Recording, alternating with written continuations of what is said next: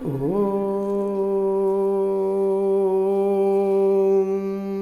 ಶ್ರೀ ಗುರು ಬಸವಲಿಂಗಾಯ ನಮಃ. ನಿನ್ನೆ ದಿನ ಮಹಾಲಯ ಅಮಾವಾಸ್ಯೆ, ಈ ದಿನ ಪ್ರತಿಪದ. ಅಂದರೆ ಈ ಆಶ್ವೀಜ ಮಾಸದಲ್ಲಿ ಬರುವಂಥ ಮಹಾನವಮಿ ಅಂತ ಏನು ನಾವು ಕರಿತಾ ಇದ್ದೇವಿಲ್ಲ, ಇಲ್ಲಿ ಅನೇಕ ಸಂಪ್ರದಾಯದಲ್ಲಿ ಒಂದು ಪರಂಪರೆಯಲ್ಲಿ ದೇವಿಯನ್ನು, ದುರ್ಗೆಯನ್ನು, ಚಾಮುಂಡಿಯನ್ನು ಅಲ್ಲಿ ಅವರು ದಿನಕ್ಕೆ ಒಂದೊಂದು ಅವತಾರವನ್ನು ಮಾಡಿ ಪೂಜೆ ಮಾಡಿ ಅವಳ ಒಂದು ಕಥೆಯನ್ನು, ಪುರಾಣವನ್ನು ಅಲ್ಲಿ ಪಠಿಸುವಂಥ ಒಂದು ಪದ್ಧತಿಯನ್ನು ನಾವು ನೋಡ್ತಾ ಇದ್ದೇವೆ. ಆದರೆ ಶರಣರ ಒಂದು ಪರಂಪರೆ ಯಾವ ದೇವಿಯನ್ನು, ಯಾವ ದೇವತೆಗಳನ್ನು ಆರಾಧಿಸುವುದು, ಅವರ ಪುರಾಣ ಅಥವಾ ಕಥೆಗಳನ್ನು ಓದುವುದು ನಮಗೆ ನಿಷಿದ್ಧ. ಅದಕ್ಕೋಸ್ಕರ ಗುರು ಬಸವಣ್ಣನವರು ಹೇಳುವ ಹಾಗೆ ಆದಿಪುರಾಣ ಅಸುರರಿಗೆ ಮಾರಿ, ವೇದ ಪುರಾಣ ಹೋತಿಂಗೆ ಮಾರಿ, ರಾಮಪುರಾಣ ರಕ್ಕಸಗೆ ಮಾರಿ, ಭಾರತ ಪುರಾಣ ಗೋತ್ರಕ್ಕೆ ಮಾರಿ, ನಿಮ್ಮ ಪುರಾಣಕ್ಕೆ ಪ್ರತಿ ಇಲ್ಲ ಕೂಡಲ ಸಂಗಮ ದೇವ ಅಂತ ಹೇಳಿ. ಅಂದರೆ ಈ ಆದಿಪುರಾಣ ಅಂತೇಳಿ ಏನು ಈ 9 ದಿವಸ ಪಾರಾಯಣ ಏನು ಮಾಡ್ತಾರಲ್ಲ, ಅಲ್ಲಿ ಒಂದೊಂದು ಅವತಾರಕ್ಕೆ ಒಬ್ಬೊಬ್ಬ ಅಸುರರನ್ನು ಅಲ್ಲಿ ವಧೆ ಮಾಡುವಂಥ ಒಂದು ಕಥೆಯನ್ನು ನಾವು ನೋಡ್ತಾ ಇದ್ದೇವೆ. ಅದೇ ರೀತಿ ವೇದ ಪುರಾಣ ಹೋತಿಂಗೆ ಮಾರಿ, ಅಂದರೆ ವೇದ ಪುರಾಣವನ್ನು ಕೇಳಿದಾಗ ಅಲ್ಲಿ ಒಂದು ಆಡನ್ನು, ಒಂದು ಹೋತನ್ನು ಅಲ್ಲಿ ಬಲಿ ಕೊಡುವಂಥ ಒಂದು ವ್ಯವಸ್ಥೆ ಅಲ್ಲಿದೆ. ಅದೇ ರೀತಿ ರಾಮ ಪುರಾಣ ರಕ್ಕಸಗೆ ಮಾರಿ, ಅದೇ ರೀತಿ ರಾಮ ಪುರಾಣವನ್ನು ಓದಿದಾಗ ಆ ಪುರಾಣದಲ್ಲಿ ಕೊನೆಗೆ ಬರುವುದೇನೆಂದರೆ ರಕ್ಕಸರ ಒಂದು ವಧೆ.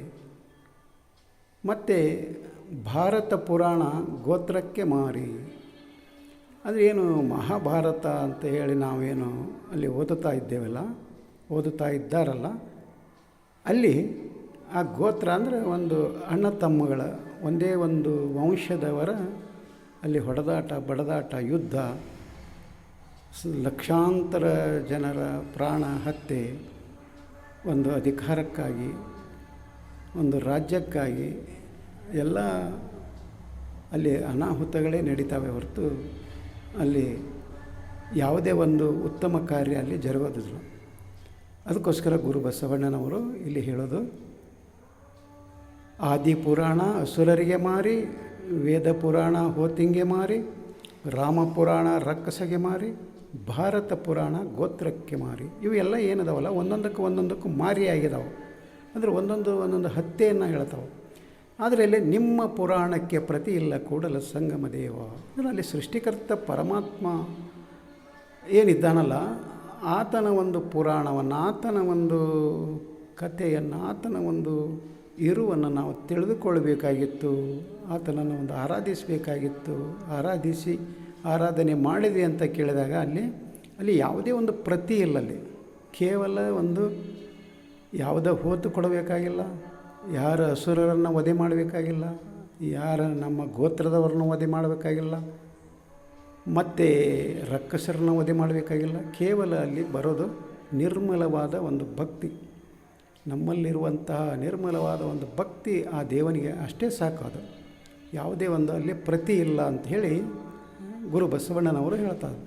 ಅದೇ ರೀತಿ ಈ ಶರಣ ಧರ್ಮ, ವಚನ ಧರ್ಮ, ಬಸವ ಧರ್ಮ ಏನಿದೆಯಲ್ಲ, ಇದು ಅಹಿಂಸಾ ಧರ್ಮ. ಇದು ಯಾವುದೇ ಪ್ರಾಣಿಯನ್ನು ವಧೆ ಮಾಡೋದಾಗಲಿ, ಮತ್ತೊಬ್ಬರಿಗೆ ಹಿಂಸೆ ಕೊಡೋದಾಗಲಿ ಈ ಲಿಂಗಾಯತ ಧರ್ಮದ ಆಚರಣೆ ಇದು ಅಲ್ಲ. ಇದು ಕೇವಲ ಎಲ್ಲರನ್ನೂ ಅಪ್ಪಿಕೊಳ್ಳುವಂಥ, ಸಕಲ ಜೀವಾತ್ಮರಿಗೆ ಲೇಸ ಬಯಸುವಂತಹ ನಮ್ಮ ಧರ್ಮ ಇದು. ಇವನು ಯಾರು ಅಂತ ಹೇಳಿದೆ, ಆ ಪ್ರಾಣಿ ಯಾವುದು, ಈ ಪ್ರಾಣಿ ಯಾವುದನ್ನು ನಾವು ಅಲ್ಲೇ ಜೀವಿಯನ್ನು ಹತ್ಯೆ ಮಾಡೋಗಿಲ್ಲ. ಅದಕ್ಕೆ ದಯವಿಲ್ಲದ ಧರ್ಮ ಅದಾವುದಯ್ಯ ಅಂತ ಹೇಳಿ ಅಲ್ಲಿ ಗುರು ಬಸವಣ್ಣನವರು ಪ್ರಶ್ನೆ ಮಾಡ್ತಿದ್ದಾರೆ. ಹಾಗೆ ನಮ್ಮ ಧರ್ಮ ಒಂದು ದಯೆ ಇದ್ದಂಥ ಧರ್ಮ. ಹಾಗೆ ಯಾವ್ಯಾವುದೋ ಒಂದು ಪುರಾಣಗಳನ್ನು ನಾವು ಓದಿ ಈ ದಿನದಲ್ಲಿ ಅವುಗಳಿಗೆ ಪ್ರತಿಯಾಗಿ ಒಂದೊಂದು ಹತ್ಯೆಯನ್ನು ಮಾಡುವ ಬದಲು ಅದಕ್ಕೆ ನಾವು ನಮಗಾಗಿ ಪ್ರಾಣವನ್ನು ಕೊಟ್ಟು, ಧರ್ಮವನ್ನು ಕೊಟ್ಟು, ವಚನ ಸಾಹಿತ್ಯವನ್ನು ಕೊಟ್ಟು ನಮ್ಮ ಒಂದು ಬದುಕನ್ನು ಉತ್ತಮಪಡಿಸಿಕೊಳ್ಳೋದಕ್ಕೆ, ಉತ್ತಮ ಬದುಕನ್ನಾಗಿ ನಾವು ನಿರ್ಮಿಸಿಕೊಳ್ಳೋದಕ್ಕೆ ಏನು 12ನೇ ಶತಮಾನದಲ್ಲಿ ಶರಣರು ಒಂದು ತಮ್ಮ ತ್ಯಾಗ, ಒಂದು ಬಲಿದಾನದಿಂದ ನಮಗೆ ಧರ್ಮವನ್ನು ಕೊಟ್ಟಿದ್ದಾರಲ್ಲ, ಅಂತಹ ಒಂದು ಧರ್ಮ ರಕ್ಷಕರನ್ನು, ಆ ಶರಣರನ್ನು ನಾವು ಸ್ಮರಿಸಬೇಕು. ಅವರ ಕಥೆಗಳನ್ನು ಓದಬೇಕು, ಅವರ ಒಂದು ನುಡಿಗಳನ್ನು ನಾವು ಕೇಳಬೇಕು, ಅವರ ವಚನಗಳನ್ನು ಓದಬೇಕು ಅಂತ ಹೇಳಿ ಇಲ್ಲಿ ಜಗದ್ಗುರು ಮಾತೆ ಮಹಾದೇವಿ ತಾಯಿಯವರು ಏನು ಮಾಡಿದರು ಅಂದರೆ, ದೇವಿಯ ಪುರಾಣದ ಪರ್ಯಾಯವಾಗಿ ಆ ಹತ್ಯೆ ಹಿಂಸೆಯ ಒಂದು ಅದನ್ನು ಬಿಡಿಸಿ ಇಲ್ಲಿ ಶರಣರನ್ನು ನೆನೆಸಬೇಕು, ಅವರನ್ನು ನಾವು ಪ್ರಾರ್ಥಿಸಬೇಕು ಅಂತ ಹೇಳಿ ಅವರು ಈ ಮಹಾನವಮಿ ಅಂದು 9 ದಿನಗಳ ಕಾಲ ನಾವು ಅಲ್ಲಿ ಶರಣರ ಒಂದು ಶರಣ ರತ್ನಗಳು ಅಂತ ಹೇಳಿ ಒಂದು ಶರಣರನ್ನು ನಾವು ಪಠಿಸಬೇಕು, ಪ್ರಾರ್ಥಿಸಬೇಕು, ಪೂಜಿಸಬೇಕು. ಅದಕ್ಕೆ ಈ ದಿನ ಮಹಾಲಯ ಅಮಾವಾಸ್ಯೆಯ ನಂತರ ಬರೋದು ಪಾಡ್ಯ ಅಂದರೆ ಪ್ರತಿಪದೆ. ಈ ದಿನ ನಮಗೆ ಧರ್ಮ ಕೊಟ್ಟಂಥ ವಿಶ್ವಗುರು ಬಸವಣ್ಣನವರು ಅವರ ಒಂದು ಜೀವನ ಚರಿತ್ರೆ, ಅವರ ಒಂದು ಪೂಜೆಯನ್ನು ಮಾಡಿ ಅವರ ಒಂದು ಜೀವನ ಚರಿತ್ರೆಯನ್ನು ನಾವು ಓದಬೇಕು. ಅದೇ 2ನೇ ನಂತರ ದ್ವಿತೀಯ, ಅಲ್ಲಿ ಚಿನ್ಮಯ ಜ್ಞಾನಿ ಶಟಸ್ಥಳ ಬ್ರಹ್ಮಿ ಅಂತ ನಾವೇನು ಹೇಳ್ತೇವಲ್ಲ, ಚನ್ನಬಸವಣ್ಣನವರು ಅವರ ಒಂದು ಪೂಜೆಯನ್ನು ಮಾಡಿ ಅವರ ಒಂದು ಜೀವನ ಒಂದು ಚರಿತ್ರೆಯನ್ನು ಅದನ್ನು ನಾವು ಪಠಿಸಬೇಕು, ಅವರ ವಚನಗಳನ್ನು ನಾವು ಓದಬೇಕು. ಅದೇ ರೀತಿ ತೃತೀಯ ಅಂದರೆ 3ನೇ ದಿನ ಯೋಮಖಾಯ ಸಿದ್ಧ ಅಲ್ಲಮ ಪ್ರಭುದೇವರು ಶೂನ್ಯಪೀಠಾಧೀಶ ಅಂದರೆ ಲಿಂಗಾಯತ ಧರ್ಮದ ಪ್ರಪ್ರಥಮ ಪೀಠಾಧೀಶರಾದಂತಹ ಅಲ್ಲಮ ಪ್ರಭುದೇವರ ಒಂದು ಜೀವನ ಚರಿತ್ರೆ ಮತ್ತು ಅವರ ವಚನಗಳ, ಅವರ ಪೂಜೆಯನ್ನು ನಾವು ತೊಡಗಬೇಕು. ಅದೇ ರೀತಿ ತೃತೀಯ ನಾವೇನು ಬಸವಯೋಗಿ, ಶಿವಯೋಗಿ, ಸಿದ್ದರಾಮೇಶ್ವರ, ಸೊನ್ನಲಿಗೆಯ ಸಿದ್ದರಾಮೇಶ್ವರರು ಏನಿದಲ್ಲ ಅವರ ತೃತೀಯ ಶೂನ್ಯಪೀಠಾಧೀಶರಂತ ಶಿವಯೋಗಿ ಸಿದ್ದರಾಮೇಶ್ವರ ಒಂದು ಜೀವನ ಚರಿತ್ರೆಯನ್ನು ಓದಬೇಕು, ಅವರ ವಚನಗಳನ್ನು ಓದಬೇಕು, ಅವರನ್ನು ಪೂಜಿಸಬೇಕು. ಅದೇ ರೀತಿ ಪಂಚಮಿ ಅಂದರೆ 5ನೇ ದಿನ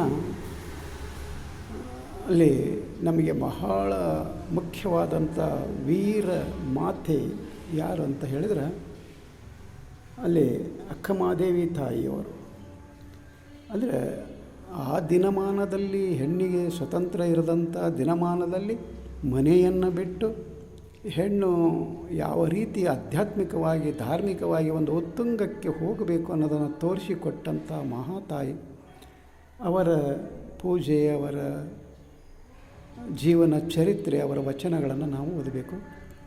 ಅದೇ ರೀತಿ ಷಷ್ಠಿ ಅಂದರೆ 6ನೇ ದಿನ ಅಲ್ಲಿ ಅಕ್ಕನಾಗಲಾಂಬಿಕಾ, ವೀರಮಾತೆ ಅಕ್ಕನಾಗಲಾಂಬಿಕಾ ತಾಯಿಯವರು.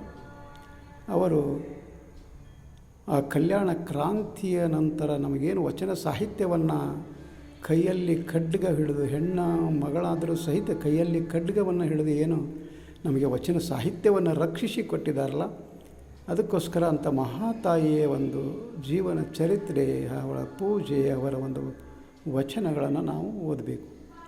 ಅದೇ ರೀತಿ ಸಪ್ತಮಿ ಅಂದರೆ 7ನೇ ದಿನ ಅಲ್ಲಿ ವೀರಗಣಾಚಾರಿ ಇವರು ಬಹಳ ಮುಖ್ಯವಾಗಿ ನಮ್ಮ ಲಿಂಗಾಯತ ಧರ್ಮದ ಒಂದು ದೊಡ್ಡ ಆಧಾರ ಸ್ತಂಭ. ಯಾಕಂತ ಕೇಳಿದರೆ ಅವರು ಒಂದು ಕಾಷಾಯ ತೊಟ್ಟರು ಸಹಿತ ಒಂದು ಖಡ್ಗವನ್ನು ಹಿಡಿದು ಹೋರಾಟ ಮಾಡಿ ವಚನ ಸಾಹಿತ್ಯಗಳನ್ನು ರಕ್ಷಣೆ ಮಾಡಿ ನಮಗಾಗಿ ಕೊಟ್ಟು ಹೋದಂಥ ಮಹಾವೀರ ಗಣಾಚಾರಿ ಅಂತ ಹೇಳಿ ನಾವು ಕರಿತೇವಲ್ಲ, ಹಾಗೆ ಅಲ್ಲಿ 7ನೇ ದಿನ ವೀರ ಗಣಾಚಾರಿ ಶರಣರ ಒಂದು ಪೂಜೆ ಮತ್ತು ಅವರ ಒಂದು ಜೀವನ ಚರಿತ್ರೆ, ಅವರ ವಚನಗಳನ್ನು ನಾವು ಓದಬೇಕು.